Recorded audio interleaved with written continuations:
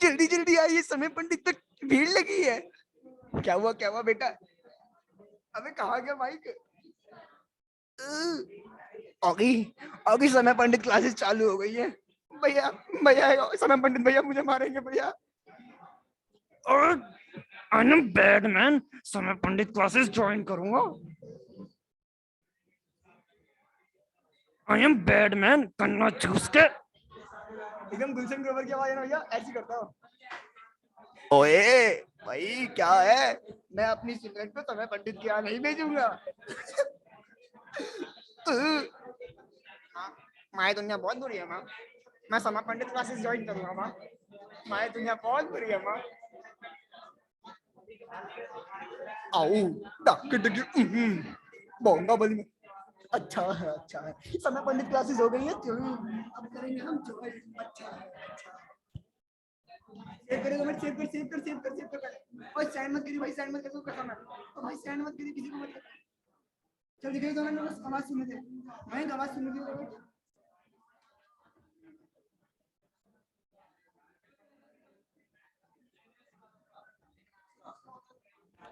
ओए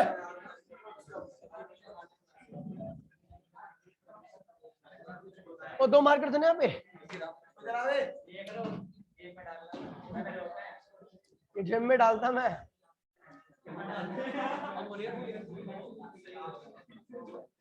ओए भाई प्लीज देखिए भैया, लिसन केयरफुली।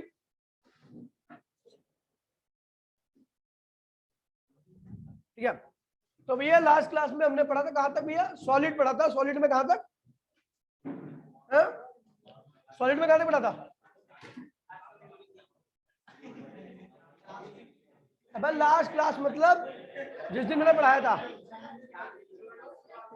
ठीक है?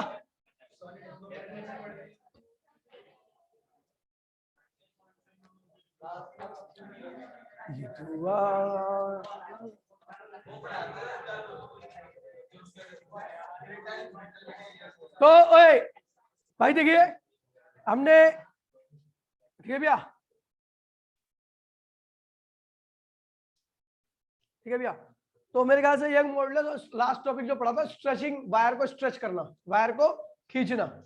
ठीक है भैया, तो वायर को खींचने पर कितनी एनर्जी आती है उसके अंदर, पोटेंशियल एनर्जी निकाली थी हमने। ठीक है भैया, बल्क मॉडुलस। ठीक है भैया, बल्क मॉडुलस क्या होता है? ठीक है भैया, यहां से स्टार्ट करना मेरे ख्याल से ना, बल्क मॉडुलस। तो भैया बता दो भैया, बल्क मॉडुलस का जो लेन देन है वो वॉल्यूम के चेंज से रिलेटेड है।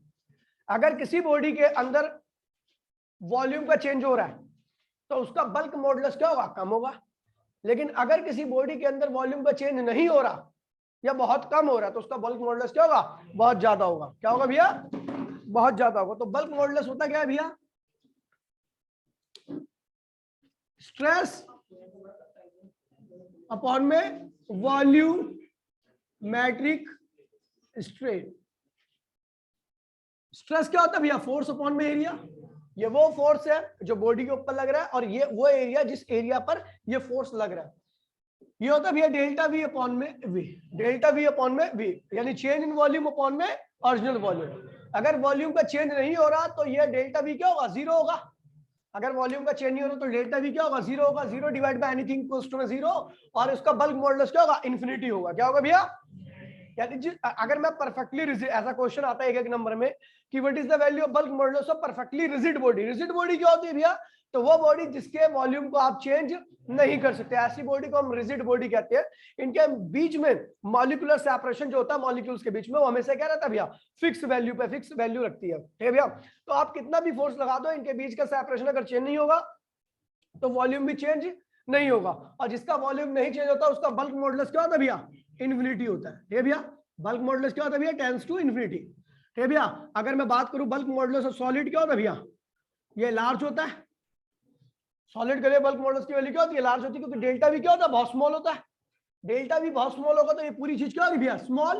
और एनीथिंग डिवाइड बाय कोई भी चीज अगर स्मॉल नंबर से डिवाइड किया जाती है तो वो क्या होती है? बड़ी आती है। अगर बल्क मॉडुलस क्या है? स्ट्रेस अपॉन में स्ट्रेन। स्ट्रेन क्या है? बहुत छोटा है तो इसका मतलब बल्क मॉडुलस क्या होगा? बड़ा होगा। तो सॉलिड के लिए बल्क मॉडुलस, रिजिड बॉडी के लिए इसकी वैल्यू क्या होती है भैया? इन्फिनिटी। रिजिड बॉडी के लिए बल्क मॉडुलस की वैल्यू इन्फिनिटी, सॉलिड के लिए लार्ज होती है, वेरी लार्ज। क्या है भैया? Very large. अगर मैं बात करूं लिक्विड की, तो लिक्विड के वॉल्यूम को आप बहुत ज्यादा फोर्स लगाकर चेंज कर सकते हो, तो इसलिए क्या होता है भैया? Smaller than solid but larger than gas. Solid से तो कम होती है, लेकिन गैस से क्या होती है भैया? यहाँ पे ज्यादा होती है। और फिर बात करता हूं भैया गैस की, तो गैस का जो बल्क मॉडुलस होता है वेरी वेरी स्मॉल, क्योंकि इसमें वॉल्यूम का चेंज, जहां पर वॉल्यूम का चेंज ज्यादा होगा उसका बल्क मॉडुलस क्या होगा? कम होगा। जहां पे बल्क मॉडुलस, जहां का वॉल्यूम का चेंज कम होगा वहां का बल्क मॉडुलस क्या होगा भैया?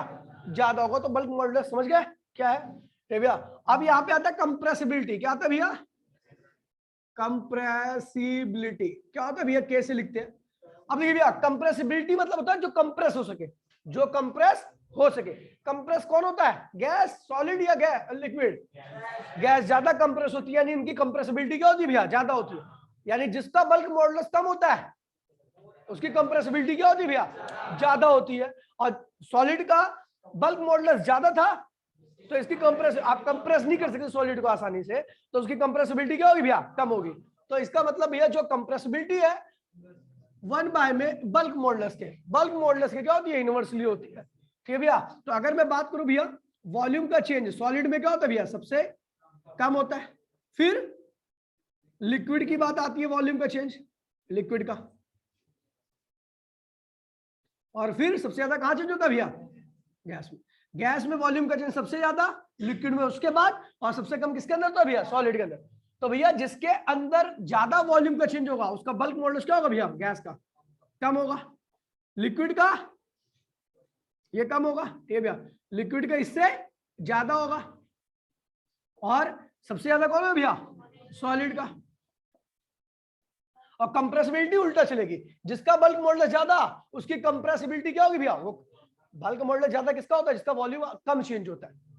ठीक है? सॉलिड का वॉल्यूम कम चेंज होता है, इसलिए इसका बल्क मॉडुलस क्या है? ज्यादा है, लेकिन उसकी कंप्रेसिबिलिटी क्या होगी भैया? सबसे कम होगी। तो compressibility of solid is less than compressibility of liquid. ठीक है भैया? सबसे ज्यादा किसकी होगी भैया? गैस की। तो भैया चीज ध्यान में रखना। और ये बेसिकली जो, अगर मैं कंप्रेसिबिलिटी या बल्क मॉडुलस की बात करता हूं, ठीक है भैया, तो ये हमेशा आपको दिखेगा किसके केस में? गैस या लिक्विड के केस में, क्योंकि यहीं पर आप वॉल्यूम का चेंज करोगे, वरना नहीं, इसकी वैल्यू कहां पहुंच जाएगी भैया? इन्फिनिटी पे। किसके लिए? रिजिड बॉडी के लिए। ठीक है भैया? बॉडी जितनी सख्त होगी कंप्रेसिबिलिटी उतनी ही कम होगी, बल्क मॉडुलस उतना ही ज्यादा होगा। ठीक है भैया? ये हो गया। उसके बाद फिर भैया, ठीक है, इसके बाद भैया आपका मॉडुलस ऑफ रिजिडिटी। ठीक है भैया? मॉडुलस ऑफ शेयरिंग मॉडुलस भी कह सकते हो इसको आप। क्या कह सकते हो? Sharing modulus. क्या है? Sharing modulus. तो ये कुछ नहीं था भैया, फोर्स अपॉन में एरिया। कौन सा फोर्स है भैया? Tangential force. क्या भैया? ये एक सरफेस है, इसके ऊपर आप ऐसा फोर्स लगा रहे हो, ठीक है भैया? इसका एरिया ए है, ऐसा टेंजेंशियल फोर्स लगा रहे हो इस एरिया पे, तो जो स्ट्रेस आएगा वो कौन सा होगा? Tangential stress. और इसकी वजह से इसके पॉइंट क्या होंगे? शिफ्ट होंगे। ये वाला पॉइंट इधर आ जाएगा, ये वाला पॉइंट क्या होगा? इधर आएगा। ठीक है भैया? तो इसमें क्या आएगा? टेंजेंशियल स्ट्रेन भी आएगा, टेंजेंशियल स्ट्रेस अपॉन में टेंजेंशियल स्ट्रेन। इसको मैं थीटा से भी लिखता था, अगर आपको याद हो। याद है? क्योंकि ये होता था टेन थीटा के बराबर। डेल्टा एल अपॉन में एल क्या होता था भैया? टेन थीटा के बराबर। और मैंने बोला तो थीटा स्मॉल, तो टेन थीटा इक्वल्स टू में क्या होता है? थीटा। ठीक है भैया?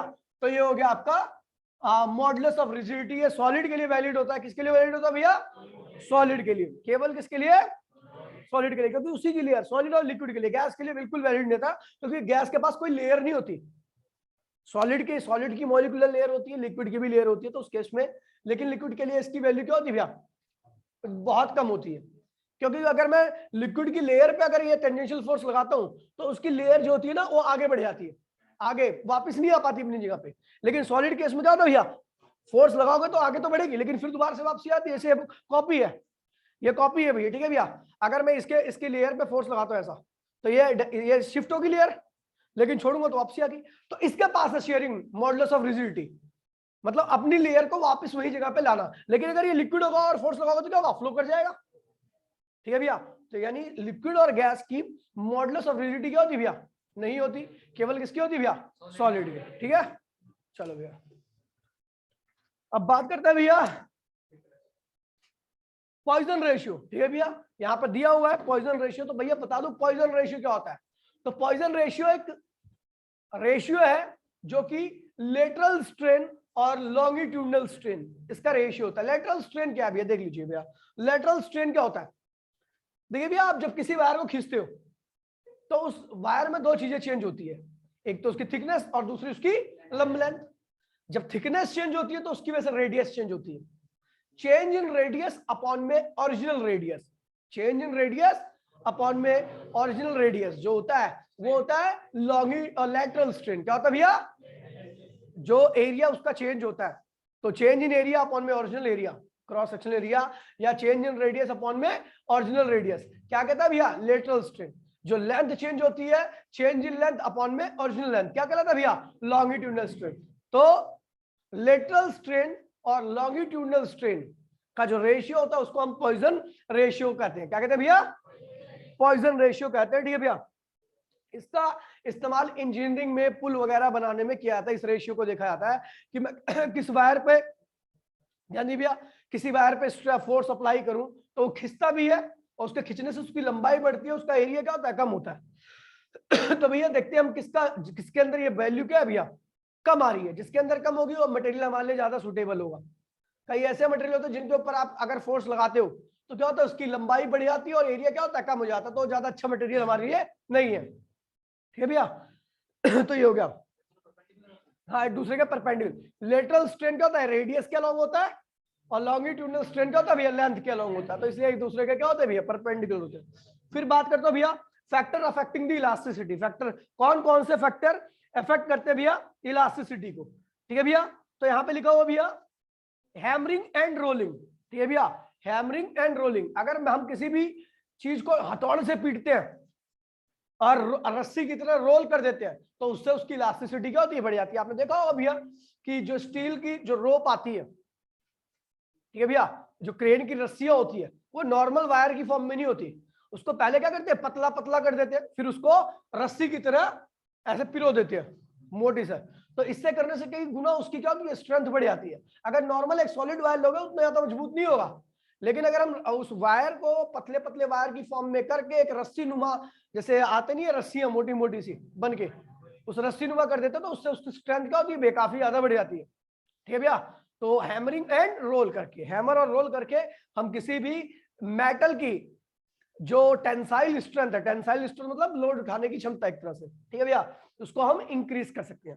अगला लिखा हुआ भैया एनेलिंग। एनेलिंग लिखा हुआ है, annealing is the result decrease in the elasticity of material. या भैया मेरे को तो एनेलिंग वर्ड अभी नया सुन रहा हूँ, देखना एक बार एनेलिंग का मीन्स क्या हुआ। ठीक है भैया, एनेलिंग नहीं है, नहीं है ना, ये अलग से रखा है। टेम्परेचर भैया, तो आपको पता है भैया टेम्परेचर बढ़ाने से इलास्टिसिटी की वैल्यू क्या होती है भैया, कम हो जाती है। तो मैंने बताया था आपको लास्ट क्लास में, अगर आप किसी भी वायर को गर्म कर दोगे तो जल्दी से फैल जाता है ना भैया, यानी उसकी इलास्टिसिटी क्या होगी, कम होगी।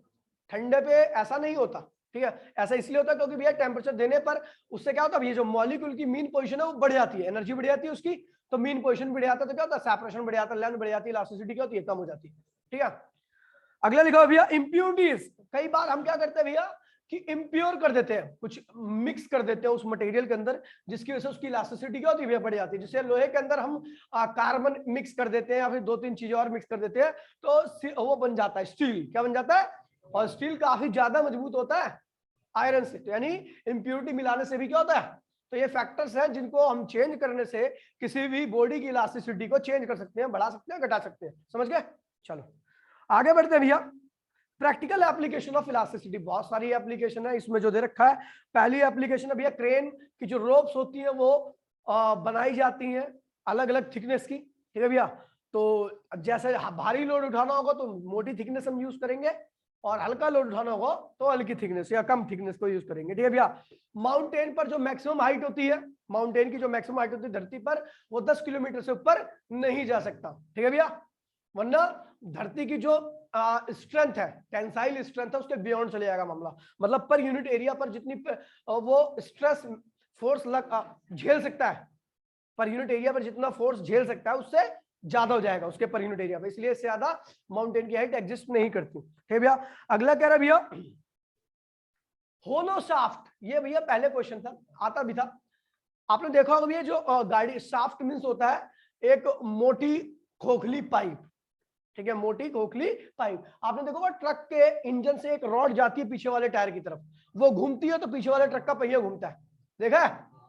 ट्रक होती है, अबे देखना अब इसमें क्या है, देखो बड़ा सिंपल सा है, देखिए भैया ये ट्रक का इंजन है, ट्रक के इंजन से ये अगला पहिया, ठीक है भैया, और इंजन से यहां से एक ऐसे रॉड जाती है, ठीक है भैया, जो ट्रक के पिछले पहिए की तरफ जाती है, गोल सा होता है उसके अंदर, ठीक है, ऐसा होता है, और यहां पे पहिए लगे होते हैं, ठीक है भैया, इसे शाफ्ट कहते हैं, शाफ्ट। ये हमेशा होलो बनाया जाता है, सॉलिड क्यों नहीं बनाया जाता? होलो बनाया जाता है, सॉलिड क्यों नहीं बनाया जाता? तो भैया देखिए, होलो बनाने से क्या होता है, इसकी मजबूती कई गुना बढ़ जाती है।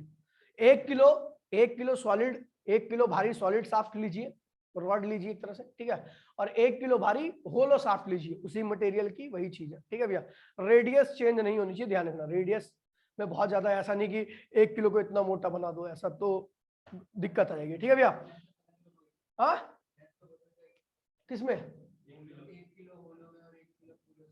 नहीं, लेंथ वही रखनी है हमें, ठीक है। अब मैं बता रहा हूं ना, ठीक है, पहले क्वेश्चन था, तो देखेंगे भैया कि जो आप होलो वाला देखोगे ना, होलो वाला वो कई गुना ज्यादा मजबूत है सॉलिड कंपैरिजन में। आप देखोगे भैया, अब ये एक फॉर्मूला था आपको पता है, आई अल्फा, तो और क्या होता है भैया, आई अल्फा होता है, आई अल्फा, तो और क्या होता है भैया, आई अल्फा, ठीक है भैया। तो अल्फा देखिए भैया, आई जो आई अल्फा जो होता है वो क्या होता है, टॉर्क अपॉन में आई हो गया, ठीक है भैया। यानी हम देख रहे हैं कि जो आपका एंगुलर एक्सेलरेशन है, एंगुलर एक्सेलरेशन है, वो इनर्शिया के क्या है भैया, इनवर्सली आ रहा है। अच्छा आपको बता दो, सॉलिड जो होता है उसका इनर्शिया होता है half mr square, solid cylinder का इनर्शिया, एक सॉलिड रोड होती है, सॉलिड सिलेंडर जैसे ही तो होती है, ये सॉलिड सिलेंडर ही तो है, ठीक है भैया। तो सॉलिड सिलेंडर का जो इनर्शिया होता है वो होता है हाफ mr स्क्वायर, और जो होलो का होता है वो होता है होलो का होता है होलो का होता है mr स्क्वायर, और सॉलिड का होता है हाफ mr स्क्वायर, आधा होता है, ठीक है भैया। तो अब देखिए भैया, यानी सॉलिड वाले का क्या होता है, मूवमेंट ऑफ इनर्शिया कम होता है, और होलो वाले का क्या होता है भैया, ज्यादा होता है। अब देखिए इनर्शिया जिसका कम होगा, किसका कम है, सॉलिड वाले का, तो वो क्या होगा, उसके अंदर एंगुलर एक्सेलरेशन क्या होगा, ज्यादा आएगा, वो जल्दी से ट्विस्ट हो जाएगा, वो जल्दी से क्या होता है, ट्विस्ट होने का मतलब है कि जैसे मान लीजिए हमने ये देखिए ऐसे किया, ज्यादा फोर्स लगाएंगे तो क्या होगा, अभी तो इतना ताकत तो है नहीं हमें, ठीक है, कि ऐसे बहुत ज्यादा फोर्स लगाओगे तो क्या होता है, मुड़ जाता है, ये यहाँ पे एकदम जाम कर दो, इधर से जाम कर दो, और ज्यादा फोर्स लगाओगे ना तो क्या होगा, ये मुड़ जाएगा, ऐसे कपड़े की तरह निचोड़ते हो ना, उस तरह से मुड़ जाएगा, तो वो उसे अल्फा कह रहा हूं मैं, क्या कह रहा हूँ, अल्फा। तो अगर मैं यहाँ पे सॉलिड की बात करूं तो सॉलिड का इनर्शिया क्या होता है, कम होता है, तो इसलिए उसके अंदर अल्फा क्या होगा, मुड़ना क्या होगा, ज्यादा होगा, यानी वो चीज वीक है, तभी तो ट्विस्ट होगी। लेकिन अगर मैं होलो वाले की बात करूं तो उसका इनर्शिया क्या होता है भैया, ज्यादा होता है, तो अल्फा क्या होगा, कम होगा, यानी वो आसानी से नहीं मुड़ेगा। इसीलिए ट्रक में हमेशा क्या करते हैं, होलो लगाते हैं, होलो शाफ्ट लगाते हैं, क्योंकि होलो शाफ्ट इजीली बेंड नहीं करता, अपने ट्विस्ट नहीं करता अपने एक्सिस पे, यानी वो ज्यादा मजबूत होता है। और सॉलिड वाला क्या होता है भैया, जल्दी से ट्विस्ट कर जाता है। तो ट्विस्ट करने का मतलब ये हो गया, टूटेगा नहीं वैसे ना, देखिए ऐसे करने का, ये हो गया, मतलब दोनों साइड से मैंने फिक्स कर दिया, ये देखो ये ऐसे ऐसे मुड़ गया, तो इसे कहते हैं ट्विस्ट करके, ठीक है। लेकिन अब ये सॉलिड शाफ्ट लगाते हैं तो इधर से भी टॉर्क लग रहा है, इंजन भी लगा रहा है टॉर्क, और पहिया भी लगा रहा है, दोनों साइड से पकड़े हुए हैं, तो क्या होगा, ये ऐसे मुड़ जाता, ये कमजोर था। लेकिन होलो लगाते हैं तो होलो में क्या होता है, इंजन का टॉर्क इतना ज्यादा कैपेबल नहीं होता कि इसको ऐसे मोड़ दे, ऐसे करके ट्विस्ट कर दे। तो ये जो अल्फा है वो ट्विस्टिंग को दिखा रहा है, एंगुलर एक्सेलरेशन को इसके पार्टिकल के अंदर। तो अगर आई ज्यादा होगा तो पार्टिकल के अंदर एंगुलर एक्सेलरेशन क्या आएगा, कम आएगा। तो आई ज्यादा किसका होता है, होलो का, आई ज्यादा किसका होता है भैया, तो इसीलिए अल्फा क्या होगा, पार्टिकल के अंदर एक्सेलरेशन क्या आएगा, कम आएगा, यानी वो चीज क्या है, मजबूत है, ठीक है। और अगर मैं सॉलिड की बात करूं, सॉलिड का इनर्शिया क्या होता है, कम होता है, तो इसलिए उसके पार्टिकल के अंदर एक्सेलरेशन क्या होगा, वो एक्सिस पे घूम जाएंगे, समझ गया, ये होता है, ठीक है। खैर ये वैसे सिलेबस में नहीं है, फिर भी आपको बता दिया, देख लेना एक बारी, ठीक है। फिर आते हैं भैया इंटरमोलिकुलर फोर्स, ठीक है भैया। अगला जो टॉपिक है वो भी आपका इंटरमोलिकुलर फोर्स। क्या होता है भैया, तो भैया आपको पता है हर चीज क्या करती है, एटम और मॉलिक्यूल से बनकर बनी होती है, ठीक है। तो मॉलिक्यूल और मॉलिक्यूल के बीच में लगने वाले जो फोर्स को, एट्रैक्टिव फोर्स को हम क्या कहते हैं भैया, इंटरमोलिकुलर फोर्स कहते हैं। हमारे पास यहाँ पर दो टाइप के इंटरमोलिकुलर फोर्स है, एक तो सेम टाइप के मॉलिक्यूल्स के बीच में लगता है और दूसरा डिफरेंट टाइप के मॉलिक्यूल्स के बीच में लगता है। सेम टाइप के मॉलिक्यूल्स के बीच में लगने वाले फोर्स को हम कोहेसिव फोर्स कहते हैं। क्या कहते हैं भैया? और जो डिफरेंट टाइप के मॉलिक्यूल्स के बीच में एडहेसिव फोर्स कहते हैं। कोहेसिव में सारी बॉडी जो भी है, मेरी बॉडी के मॉलिक्यूल, मैं भी, मेरी बॉडी भी मॉलिक्यूल से मिलकर, मतलब जो भी चीज है, ये बुक के भी, बुक की जो बॉडी बनी है वो भी एक टाइप के मॉलिक्यूल से मिलकर बनी है। तो ये जो अगर अपने स्ट्रक्चर में, तो वो इंटरमॉलिक्यूलर फोर्स की वजह से, और उनके बीच में जो फोर्स लग रहा है उसको हम कोहेसिव कह रहे हैं। लेकिन अगर मान लीजिए मैं इंक से इस बोर्ड पे लिख रहा हूं, तो इंक के मॉलिक्यूल और बोर्ड के मॉलिक्यूल के बीच में जो फोर्स लग रहा है वो एडहेसिव फोर्स है। क्या भैया? तो ये समझ में आ गया भैया? दो टाइप के हमारे पास है, डिफरेंट टाइप में लगने वाले को एडहेसिव और सेम टाइप के मॉलिक्यूल्स के बीच में कोहेसिव। ठीक है भैया, आगे बढ़ते हैं भैया। ठीक है, तो सरफेस टेंशन क्या होता है भैया? देखिए ध्यान दीजिए भैया, मैंने आपको बताया था सरफेस टेंशन के बारे में, अगर आपको याद हो थोड़ा बहुत भी। ठीक है भैया, तो हम जानते हैं भैया, पहली बात तो जब भी सरफेस टेंशन की बात करूंगा तो इसका मतलब मैं लिक्विड में जंप मार चुका हूं। कहां मार चुका हूं भैया? सॉलिड और गैस की बात नहीं करेंगे हम, क्योंकि सॉलिड और गैस के केस में सरफेस टेंशन नहीं आता, केवल आता है लिक्विड में, वो भी सरफेस पे। कहां पे आएगा? अंदर नहीं आएगा, पानी के अंदर नहीं आएगा। कहां पे आएगा? उसकी सरफेस पे ही आएगा। ध्यान रखना भैया कि सरफेस टेंशन की लोकेशन क्या होती है? सरफेस ऑफ लिक्विड, लिक्विड की सरफेस के ऊपर लगता है। ठीक है भैया, सरफेस टेंशन। ठीक है भैया, अब आता क्यों है? तो मैंने बताया था भैया को, जो आप भाई ध्यान दीजिए, मॉलिक्यूल होता है तो मॉलिक्यूल अपने चारों ओर अपना इन्फ्लुएंस दिखाता है और उस एक स्फीयर बनाता है, अपने इन्फ्लुएंस से एक स्फीयर बनाता है, जिसको हम स्फीयर ऑफ इन्फ्लुएंस कहते हैं।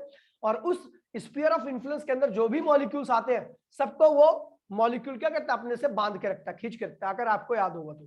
ठीक भैया, अब मैं बात करता हूँ भैया, मिटो यार से, मैं मिटो,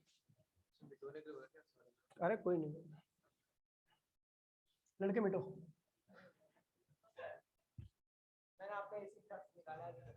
अबे आ रही है कूलिंग वूलिंग मुझे? अबे सर्विस करानी है इसलिए कह रहा हूँ, पूछ रहा हूँ। आ रही है? नहीं आ रही? बंद कर दे, बंद कर दे उसको, कूलिंग नहीं आ रही। पंखा चला दे, पंखा चला दे।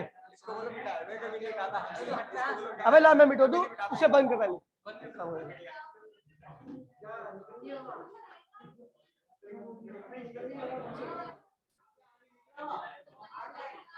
बंद कर दे, नहीं आ रही। अब खाम खाई बोल रहे हैं, खाम खा बिला रहा है। ओए, कूलिंग होती है यहाँ पे, नहीं पता लगता क्या? वो पोर्टेबल एसी नहीं है जो टेलीब्रांड में दिखाते हैं। तुझे लग रही है कूलिंग? ठीक है, और देखिए भैया, ये देखिए, ये मॉलिक्यूल था। ठीक है भैया, ये मॉलिक्यूल था, ये मॉलिक्यूल है। ठीक है भैया, इस स्फीयर के अंदर, इस स्फीयर के अंदर जितने भी मॉलिक्यूल आ रहे हैं, सबको ये क्या कर रहा है? अपने से बांध के रखे हुए। ठीक है भैया, तो इस मॉलिक्यूल की रेंज जो होती है, उस रेंज से जो स्फीयर बनता है उसको हम स्फीयर ऑफ इन्फ्लुएंस कहते हैं। और इस स्फीयर के अंदर जितने भी मॉलिक्यूल आता है, सबको ये मॉलिक्यूल क्या करता है? बांध के रखता है खुद से। ठीक है भैया, अब देखिए क्या होता है, कंटेनर है, कंटेनर के अंदर लिक्विड पड़ा हुआ है, ये कंटेनर है, कंटेनर के अंदर लिक्विड पड़ा हुआ है। हम इस मॉलिक्यूल की बात करते हैं, तो ये मॉलिक्यूल का स्फीयर ऑफ इन्फ्लुएंस क्या है? जितना ऊपर वाले मॉलिक्यूल को ये खींच रहा है, उतना क्या कर रहा है भैया? नीचे वाले मॉलिक्यूल को भी ये खींच रहा है। चारों ओर से फोर्स क्या लग रहा है? बराबर। नेट फोर्स क्या है? जीरो। और वो कोई चीज अगर फोर्स जीरो लगा रही है, तो इसका मतलब वो क्या भैया? स्टेबल है, उसके पास कोई भी एनर्जी नहीं है। ठीक है, चलो भैया, हम सरफेस के मॉलिक्यूल की बात करते हैं। ये सरफेस का मॉलिक्यूल है। ठीक है, तो सरफेस का मॉलिक्यूल है, तो हम देख रहे हैं कि नीचे वाले पोर्शन में तो है, ये नीचे वाले पोर्शन में तो है, ठीक है भैया, मॉलिक्यूल, लेकिन ऊपर वाले में ही नहीं। तो ऊपर वाले से कोई फोर्स नहीं लग रहा, केवल नीचे की तरफ क्या कर लग रहा है? फोर्स लग रहा है। तो नीचे की तरफ फोर्स लग रहा है, रिजल्टेंट फोर्स क्या होगा? नीचे की तरफ जाएगा। अब अगर कोई चीज किसी चीज के ऊपर फोर्स लग रहा है, इसका मतलब उसके पास एनर्जी है। एनर्जी है तो क्या है भैया? अनस्टेबल है। क्या भैया? तो सरफेस के सारे मॉलिक्यूल क्या होते हैं भैया? अनस्टेबल होते हैं, जिनके ऊपर नीचे की तरफ फोर्स लगता है। ठीक है भैया, अंदर की तरफ। ठीक है भैया, तो ये सरफेस पे खिंचाव पैदा होता है। इस फोर्स की वजह से जितने भी मॉलिक्यूल होते हैं, सब पे ऊपर क्या होता है? खिंचाव लगता है। दिस खिंचाव per unit length is called surface tension. ठीक है भैया, मान लीजिए यहां से यहां तक मॉलिक्यूल्स का कुल खिंचाव कितना है भैया? एफ है, और यहां से यहां तक की लेंथ कितनी है? एल। तो फोर्स अपॉन में लेंथ क्या कहलाता है भैया? Surface tension. सिग्मा से लिखते हैं, क्या लिखते हैं भैया? ये जो सरफेस टेंशन होता है अलग अलग लिक्विड के लिए क्या होता है, इसकी वैल्यू अलग अलग होती है। कई लिक्विड के लिए ज्यादा होता है, कई लिक्विड के लिए कम होता है। ऐसा लिक्विड भाई, ऐसा लिक्विड जिसके अंदर कोई एसिड नेचर ज्यादा होता है तो ये सरफेस टेंशन की वैल्यू क्या होती है, काफी ज्यादा होती है। मरकरी के लिए सरफेस टेंशन की वैल्यू क्या होती है भैया, मैक्सिमम होती है। ये ध्यान रखना, सरफेस में जो भी मॉलिक्यूल होता है सबसे ज्यादा अनस्टेबल होते हैं, सबसे ज्यादा, और जो फोर्स लगता है वो हमेशा क्या होता है भैया, लिक्विड के अंदर की तरफ। ठीक है भैया, लिक्विड के ऐसे भैया देखिए, इसका कई सारे क्वेश्चन भी आते हैं कि जो ड्रॉप होती है, छोटी ड्रॉप होती है, हमेशा स्फेरिकल शेप की होती है। क्यों? क्योंकि चारों ओर से क्या लगता है भैया, जो जितनी भी सरफेस होती है सबका फोर्स क्या होता है, अंदर की तरफ लगता है, सेंटर की तरफ। ठीक है भैया, सेंटर की तरफ लगता है, तो स्ट्रक्चर कैसा बन जाता है भैया, स्फेरिकल। लेकिन ज्यादा बड़ी ड्रॉप क्या होती है, ओवल शेप की होती है, क्योंकि वहां पे ग्रेविटी भी काम करती है। तो ग्रेविटी क्या करती है, उसे चपटा कर देती है थोड़ा सा। ठीक है भैया, तो मैंने बहुत सारे एग्जांपल बताए थे सरफेस टेंशन की। और सरफेस टेंशन आता है जो सरफेस पे मॉलिक्यूल होते हैं, जो सरफेस पे उनके पास एनर्जी क्या होती है भैया, मैक्सिमम होती है, स्टेबिलिटी क्या होती है उनकी, मिनिमम होती है। ठीक है भैया, तो ध्यान रखना, नोट्स में एक बार देख लोगे तो पता लग जाएगा आपका। सरफेस टेंशन का फॉर्मूला क्या था, फोर्स अपॉन में लेंथ। ठीक है भैया, factor affecting the surface tension. ठीक है भैया, तो जैसे जैसे आप टेम्परेचर बढ़ाते हो, जैसे जैसे आप टेम्परेचर बढ़ा रहे हो, तो सरफेस टेंशन की वैल्यू क्या होती है भैया, कम होती जाती है। ऐसा क्यों? क्योंकि जब आप टेम्परेचर बढ़ाते हो तो मॉलिक्यूल्स के बीच में अट्रैक्शन क्या होता है, कम हो जाता है। और आपको पता है भैया, ये अट्रैक्शन की वजह से तो आ रहा है सरफेस टेंशन। तो जब अट्रैक्शन कम, तो सरफेस टेंशन की वैल्यू भी क्या होती है भैया, कम हो जाती है। ठीक है भैया, तो सरफेस टेंशन टेम्परेचर के इनवर्सली होता है। ठीक है भैया, तापमान बढ़ाओगे, इसलिए गर्म खाना क्या होता है, जल्दी से जीभ में फैल जाता है, क्योंकि उसका सरफेस टेंशन क्या होता है, कम होता है, और हमें स्वाद अच्छा आता है। लेकिन ठंडा खाना क्या होता है भैया, टेम्परेचर कम होने की वजह से मॉलिक्यूल्स के बीच में अट्रैक्शन क्या होता है, ज्यादा होता है, इसलिए वो जल्दी से फैलता नहीं है जीभ पे। ठीक है भैया, और सरफेस टेंशन क्या होता है भैया, ज्यादा होने की वजह से फैलता नहीं है, और स्वाद हमें अच्छे से नहीं आ पाता। क्वेश्चन पूछा आता कई बार। ठीक है, उसके बाद क्या रहा भैया, हाँ, इम्प्यूरिटी, मिलावट कर दो भैया। ठीक है भैया, कई लिक्विड है, कई लिक्विड होते हैं जिसके अंदर कोई मिलावट कर दोगे तो सरफेस टेंशन क्या होता है, कम होता है। जैसे पेंट हो गया, पेंट देखा भैया, जब आप मार्केट से पेंट लाते हो बड़ा गाढ़ा होता है, सरफेस टेंशन वो मतलब वो अगर उस पेंट को आप वो ऑयल में मिला दो, वो क्या कहते हैं, तो वो क्या ड्रॉप की फॉर्म में रहता है। ठीक है, लेकिन जैसे हम क्या करेंगे, उसके अंदर वो मिला देते हैं स्प्रिट वगैरह, तो क्या होता है भैया, फैल जाता है इजिली। देखिए, अगर वो पेंट लो और बेंच वगैरह पे करो प्योर पेंट, तो जल्दी से फैलता नहीं है। लेकिन वहीं पे तारपीन का तेल वगैरह, स्प्रिट ऑयल या मिट्टी का तेल मिलाने पर क्या होता है भैया, इजीली फैल जाता है। क्यों? सरफेस टेंशन उसके डालने पर कम हो जाता है। यानी इंप्योरिटी डालने से, मिलावट करने से सरफेस टेंशन की वैल्यू बढ़ाई और घटाई दोनों ही जा सकती है। ठीक है, चलो भैया, उसके बाद कह रहा है भैया, सरफेस टेंशन एक स्केलर क्वांटिटी होती है जिसका एसआई यूनिट क्या होती है भैया, न्यूटन पर मीटर होती है। डायमेंशन फॉर्मूला क्या होता है भैया, न्यूटन, डायमेंशन फॉर्मूला क्या होता है भैया, एम टी की पावर -2। ठीक है भैया, तो ये ध्यान रखना भैया। सरफेस एनर्जी क्या होता है, ध्यान दीजिए भैया, सरफेस एनर्जी क्या होता है, work done by surface tension, work done by, अगर आप वर्क कर रहे हो किसके अगेंस्ट में, सरफेस टेंशन के अगेंस्ट में, तो वो वर्क आपको हमेशा क्या होता है, सरफेस, क्योंकि सरफेस टेंशन क्या करता है भैया, मॉलिक्यूल, देखिए सरफेस टेंशन सरफेस को कम करने का प्रयास करता है, और हम क्या कर रहे हैं, सरफेस को बढ़ाने का प्रयास कर रहे हैं। तो जब हम बढ़ाएंगे तो सरफेस टेंशन क्या करेगा, कम करेगा। तो हम फोर्स के, किसी फोर्स के अगेंस्ट में काम कर रहे हैं। मैंने आपको बोला था, जब भी आप किसी फोर्स के अगेंस्ट में काम करते हो तो वहां पर वो वर्क एनर्जी की फॉर्म में क्या होता है भैया, स्टूडेंट, स्प्रिंग को खींचते हो, स्प्रिंग फोर्स के अगेंस्ट में काम करते हो, पत्थर को उठाते हो, ग्रेविटी के अगेंस्ट में काम करते हो। तो ऐसी सरफेस को खींचोगे तो सरफेस टेंशन के अगेंस्ट में काम करोगे, तो जो वर्क करोगे वो उसके ऊपर एनर्जी की फॉर्म में स्टोर्ड हो जाएगा। ठीक है भैया, तो इसकी छोटी सी एक्सप्रेशन थी, अगर आपको याद हो थोड़ा बहुत, तो क्या था भैया, ये मान लीजिए सरफेस है। ठीक है भैया, कौन सा क्वेश्चन करा दूंगा अभी, इसके बाद थ्योरी कर ले। ठीक है, देखिए भैया, ये देखिए भैया, ए भाई प्लीज बोले नहीं, ये साइड क्या करती है भैया, ये वाली साइड मूव कर सकती है। ठीक है भैया, सरफेस टेंशन लगकर एल, लेंथ क्या भैया, एल है, इस सरफेस एरिया को क्या कर रही है, कम कर रहा है। ठीक है, ध्यान दीजिए भैया, ये सरफेस टेंशन क्या कर रहा है भैया, इस एरिया को ये साइड मूव नहीं कर सकती तो यहाँ से सरफेस एरिया कम नहीं होगा, ये भी मूव नहीं कर सकती तो यहाँ से केवल ये साइड मूव कर सकती तो यहाँ से सरफेस एरिया का कम होगा, सरफेस टेंशन को खींचेगा। लेकिन हमने क्या किया, फोर्स लगा दिया। कितना फोर्स लगाएंगे भैया, तो जितना फोर्स सरफेस टेंशन लगा रहा है उसके उल्टा, उससे ज्यादा लगाएंगे। बाकी आप फिजिक्स में जानते हो कि आप हमेशा अप्लाई जो फोर्स लग रहा है इधर की तरफ उसके बराबर फोर्स लेके चलते हो, याद है। आप जब भी फोर्स लोगे तो हमेशा अगेंस्ट वाले फोर्स के लगभग बराबर, ज्यादा लोगे तो कैलकुलेशन पॉसिबल नहीं है, ठीक है भैया। तो ध्यान रखना ये force due to surface tension के बराबर होगा, ठीक है भैया। Force due to surface tension है क्या, तो सिग्मा इंटू में एल के बराबर, सिग्मा इंटू में ये क्या है, force due to surface tension, क्या होता है सिग्मा इंटू में एल। सिग्मा क्या है भैया, सरफेस टेंशन, और एल क्या भैया, जिस लेंथ पे लग रहा है, एल लेंथ पर क्या लग रहा है सिग्मा, तो force due to surface tension क्या होगा सिग्मा एल, और वो किसके बराबर होगा, बाहर लगने वाले फोर्स के। तो इस फोर्स की वजह से साइड क्या होती है भैया, शिफ्ट कर जाती है। साइड क्या होती है भैया, कितना शिफ्ट करती है, डेल्टा एक्स। क्या करती है भैया, तो एरिया कितना चेंज हुआ, ये चेंज हुआ। तो आपको पता है भैया वर्क क्या होता है, फोर्स इनटू में डिस्प्लेसमेंट, डिस्प्लेसमेंट कितना किया भैया, डेल्टा एक्स। फोर्स क्या भैया, सिग्मा एल और डेल्टा एक्स। तो भैया एल इंटू में डेल्टा एक्स, एल इंटू में डेल्टा एक्स क्या भैया, चेंज इन एरिया, ये भैया।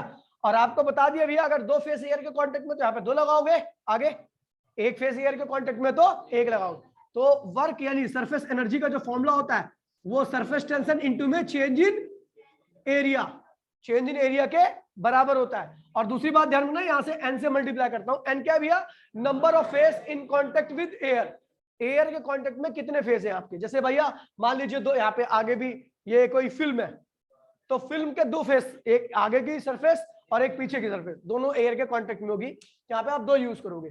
मान लीजिए आपकी ड्रॉप है, तो ड्रॉप की अंदर वाली सरफेस में तो क्या होगा, पानी भरा होगा, वो एयर के कांटेक्ट में नहीं होगी। लेकिन आउटर सरफेस क्या होगी भैया, पानी कांटेक्ट में होगी और एयर के कांटेक्ट में होगी, तो एक लोगे, ठीक है भैया, समझ गए।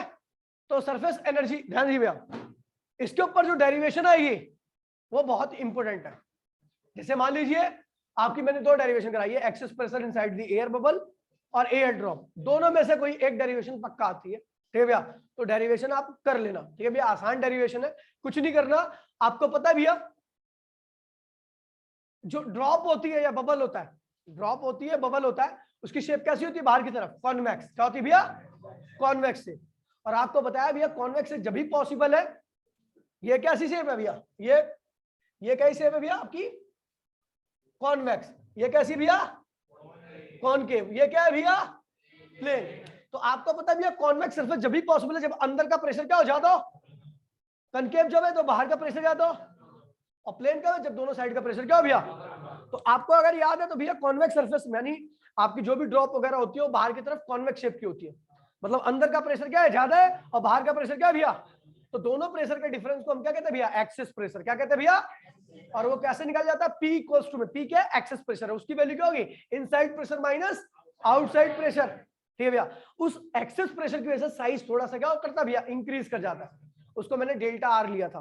क्या लिया था भैया, कौन से, किस प्रेशर की वजह से, P प्रेशर की वजह से। P क्या है भैया, एक्सेस प्रेशर है। एक्सेस प्रेशर कैसे निकालते हैं, इनसाइड प्रेशर माइनस इनसाइड। क्यों मैंने किया, क्योंकि आपको पता है कॉन्वेक्स सरफेस है, कॉन्वेक्स सरफेस में अंदर का प्रेशर क्या होता है भैया, ज्यादा होता है, बाहर का प्रेशर क्या होता है भैया, कम होता है। तो भैया हमने देखा भैया वर्क किसने किया, एक्सेस प्रेशर ने। किस पे किया, स्टार्टिंग के एरिया पे, जो एरिया था, बाद में उसको बढ़ा दिया, बाद में उसको बढ़ा दिया। तो हमने क्या करें भैया, वर्क किसने किया, एक्सेस प्रेशर ने, जिसकी वैल्यू हमने P लिख किया। किसको, किस पे किया भैया, एरिया पे, फोर्स हो गया, कितना किया, डेल्टा आर किया। देखिए भैया ये वाला प्रेशर इनिशियल एरिया पे लगा और कितना डिस्प्लेसमेंट कर दिया, डेल्टा आर। तो भैया P एक्सेस प्रेशर है, इनिशियल एरिया क्या, 4 पाई आर स्क्वायर इंटू में डेल्टा आर। ये क्या हो गया, वर्क आ गया, किसके थ्रू वर्क है, एक्सेस प्रेशर के थ्रू वर्क है। आपको पता है ये वर्क क्या हो रहा है भैया, सरफेस टेंशन के अगेंस्ट में हो रहा है, ये बाहर की तरफ हो रहा है, सरफेस टेंशन अंदर की तरफ।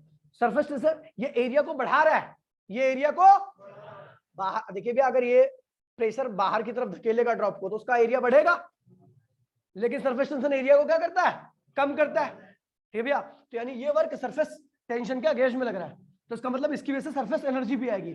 और सरफेस एनर्जी का फॉर्मूला क्या होता है भैया, ये रहा ना, सरफेस टेंशन क्या भैया, sigma number of face in contact with air. कौन है, देखिए कौन सी, कौन हटा रहा है, अगर ड्रॉप है तो यहाँ पे 1 लगेगा, चेंज इन एरिया क्या होगा, A final minus A initial, ठीक है भैया। अगर यहीं पे बबल होता तो यहाँ पे 2 लगा देते, ड्रॉप है तो 1 लगाएंगे, ठीक है भैया। तो एक सिग्मा 1 ही लगा दिया। ए फाइनल क्या होगा 4 पाई, रेडियस क्या होगी आर प्लस डेल्टा आर, क्योंकि डेल्टा आर बढ़ चुका है, ठीक है भैया। और इनिशियल एरिया क्या होगी भैया 4 पाई आर स्क्वायर। सॉल्व कीजिए, ये इस वर्क की वजह से ये एनर्जी आई है, इस वर्क की वजह से, तो ये एक्सप्रेशन इसके क्या होगी बराबर होगी। यहां से आप कैलकुलेशन आराम से कर सकते हो, ठीक है भैया। इतना ध्यान रखना भैया, सरफेस एनर्जी वहीं पर आएगी जहां पर सरफेस टेंशन वर्क कर रहा होगा। सरफेस एनर्जी हमेशा सरफेस एरिया बढ़ाती है, सरफेस टेंशन कम करता है। समझ गए भैया, इस चीज को दिमाग में नोट कर लेना, ठीक है भैया। फिर उसके बाद अगला टॉपिक बता, डेरिवेशन इन दोनों में से कोई एक आएगी, पहले बता दे रहा हूं मैं, 100% है, ठीक है भैया। चलो भैया, खैर कोई बात नहीं, कल सबकी छुट्टी होगी मेरे ख्याल से स्कूल की। चलो ठीक है, शाम को क्लास होगी, ठीक है, तो 5 बजे। आप कश्मीर फाइल्स के ऊपर क्या अबे 1 मिनट रहेगा, क्या कश्मीर फाइल इनको कौन दे रहा है, कल दे दूंगा। चलो भैया बॉयज, टाटा बाय बाय, जिंदाबाद। अब घर जाके